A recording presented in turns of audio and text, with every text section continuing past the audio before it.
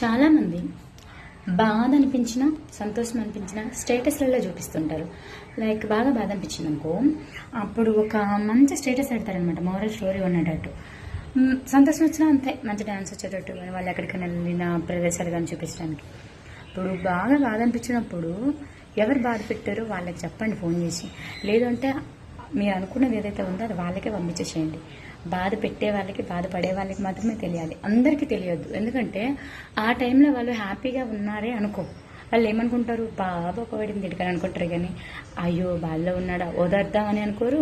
ఇంకో విషయం ఏంటంటే అయ్యో మన లైఫ్లో కూడా అలానే జరిగిద్దేమో అని జాగ్రత్త పడే వాళ్ళు కూడా లేరు.